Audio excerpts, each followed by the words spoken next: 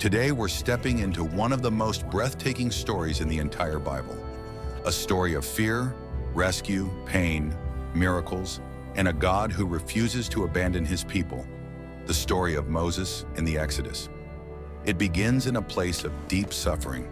The Israelites are enslaved, crushed under the weight of Egypt's power, and then Pharaoh gives a chilling order. Every Hebrew baby boy must be killed. But even in darkness, God is already planting hope. A desperate mother places her child in a basket and sets him on the Nile, trusting God with the unthinkable. That baby is found by Pharaoh's daughter. She names him Moses. Even as an infant, God is writing a story no one could imagine. Moses grows up in the palace, but his heart aches for his people. One day he sees an Egyptian beating a Hebrew slave. Overwhelmed by anger and injustice, he kills the Egyptian. When the truth spreads, Moses flees for his life into the desert. He believes everything he once was is now behind him. For 40 years, Moses lives as a shepherd, hidden away from Egypt, hidden from his past. But while Moses feels forgotten, God is preparing him for something far greater than he ever expected.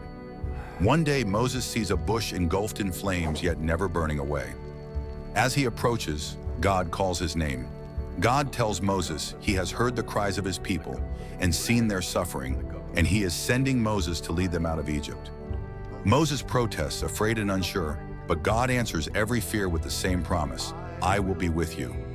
Moses returns to Egypt and stands trembling before Pharaoh, delivering God's command, "Let my people go." Pharaoh refuses, and what follows is a series of plagues that shake Egypt to its core. Water turns to blood, swarms fill the land, darkness covers the sky. With every plague, Pharaoh's heart grows harder until the final devastating judgment, the death of the firstborn. Yet God protects his people through the blood of a spotless lamb. At last, Pharaoh surrenders and releases the Israelites. They leave in haste, finally tasting freedom. But soon, Pharaoh changes his mind and pursues them with his army. The Israelites find themselves trapped between the Red Sea and the soldiers rushing toward them. Fear overwhelms them, but God is not finished. Moses raises his staff, and the waters split. The people walk through on dry ground, while the walls of water stand on both sides like towers. When the Egyptians follow, the waters collapse, and the enemy is swept away.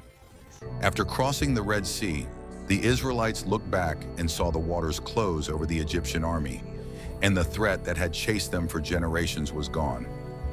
On the other side of the shore, the people lifted their voices in relief and awe, singing praises to the God who had delivered them with power no one had ever seen.